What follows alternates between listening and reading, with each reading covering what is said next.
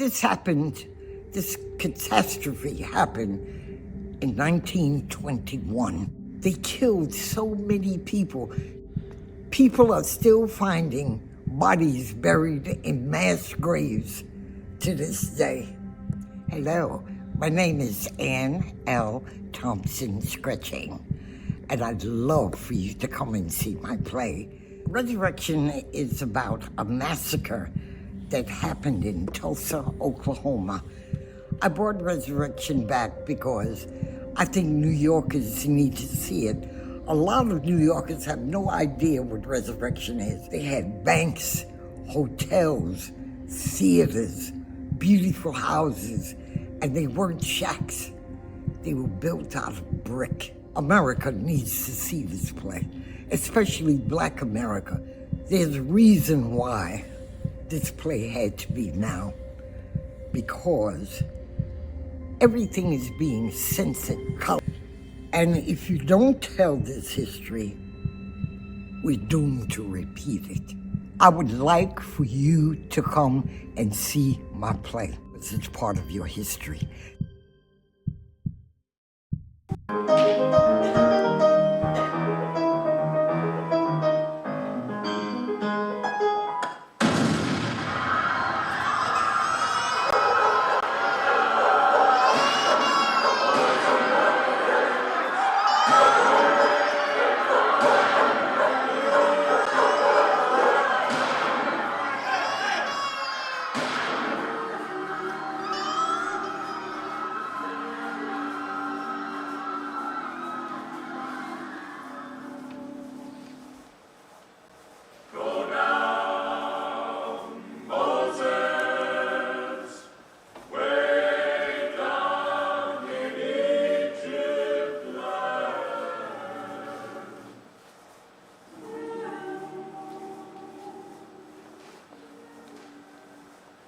You out there in the dark, I have crossed through time to bring you a message from the only church that still stands in the Greenwood district.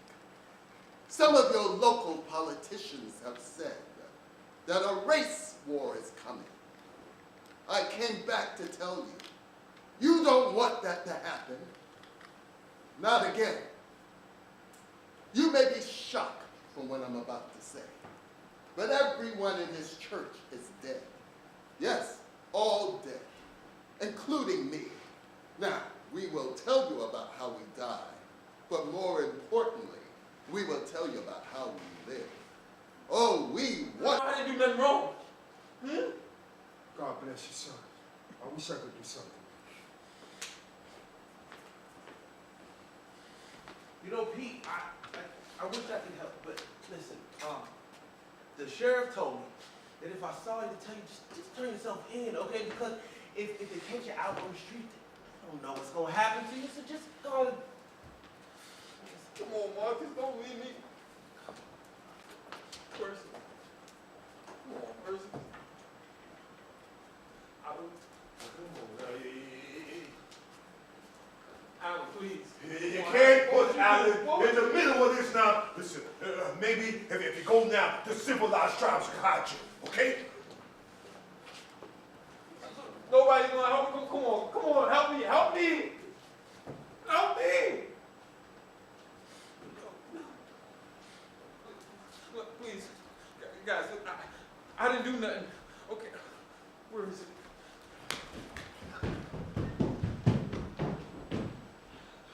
The rope. Go ahead. Touch it. Both hands, both hands. You too now. Go ahead. Touch it. I want you to hold on to that. Both hands. Touch it. Go ahead. Go ahead.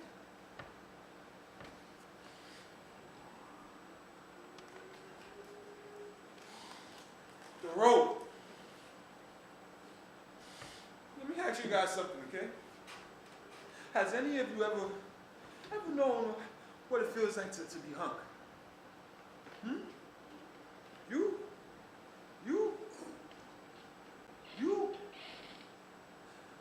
say all you need is 8 quarters. You wrap it around his head, you pull the rope up high, you lean their head to the left, and just like that, you get a clean break. And then you're hanging in there, staring into the eyes of people who hate you and they want to see you dead. They laughing at you, cussing at you, calling you all sorts of foul names. Asking you, how many white women have you raped, boy? Man, I wish I would have been swallowed up by the neck and be spared from what was to come. Fear. I guess this is what Jesus must have meant when he said, take this bitter cup from me. Now, you see, I was caught on the next block, right? Deputies, they began surrounding me. They surrounded me like vultures, and then one after another, they began beating on me and beating on me and beating on me. And then the sheriff, he just came out of nowhere and just asked me, why are you running, boy? I looked up at that man, and I told him, I said, sir, I'm not running here, I'm just walking. That man took out his baton and just began beating on me and punched me in my fucking jaw. And then they picked me up, they put me in the wagon and took me back into the jail cell. Now, when I was in there, I had some time to think. Right? But then my thoughts was interrupted by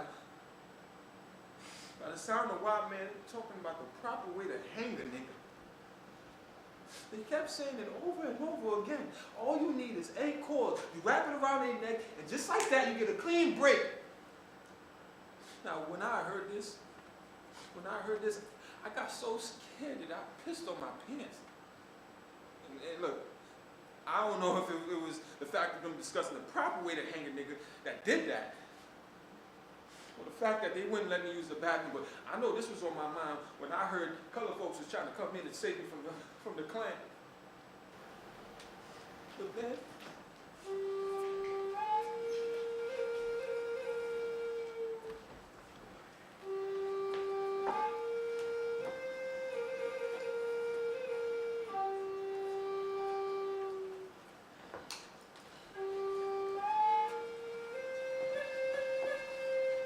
Molly, it's time. Why did your father banish you? Go ahead, girl. Tell him why. Oh, would you keep quiet, old man? You a child. I know my history. Okay, I'm not better than all of you.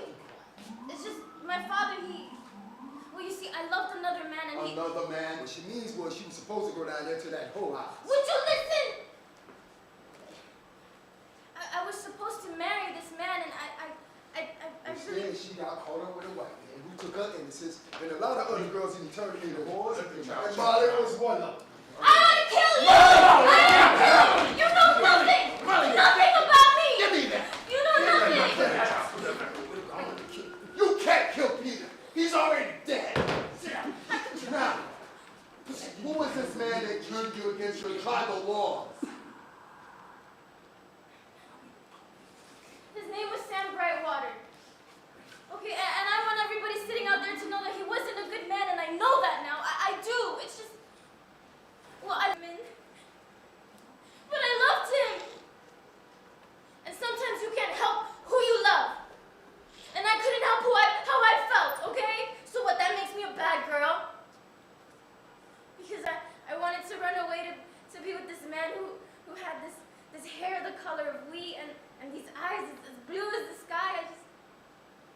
He didn't recruit me. Okay, I wanted to be with him.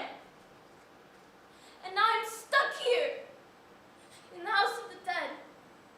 Now, being a child, Molly was rebellious, didn't listen to her tribal elders, and she ran away. Now, Sam Brightwater went after a child that really didn't understand what love was. I didn't want to be with her, so I was trying to break off a date. And then what happened? I was trying to get off the elevator to go to the bathroom, and she wouldn't let me off. So we started arguing some more, and finally she let me off, but she wouldn't stop. Right? So I went into the bedroom, and she followed me in there. She just kept going on that I left her for another woman. Oh, because I was supposed to look like a fool. I was supposed to look like a fool. She just went on, all right? And I told her again, it was over. But she went crazy. She started hitting me and punching me and scratching me, so I grabbed her. I wasn't trying to hurt her. I was just trying to keep her away. That is not, that is, But she kept on swinging, and I let her go, and she fell. no, And then okay. she started screaming rape. No, he put his hands on me. Did I tell you that he put his hands on the white woman? You know, you would have been hung. You understand that? You would have been hung. The Klan would have been you. I told her, sit down. All right, Sit all down. right, okay. Miss Noble, not 10 minutes ago, you was professing your love for this man. Now you're talking about hanging him. Let's try to remain positive and not mention whom is going to be hung by whom. Now tell me, what happened? I was in the man's bathroom. And do you usually go to the No, men's no, restroom? but I went there because he made me go there. That's right. He made me go there, and then he pushed me down. That's right. And then he started looking at me kind of strange, kind of weird looking inside. And he started unbuttoning his pants. And then I knew. I knew what he wanted to do.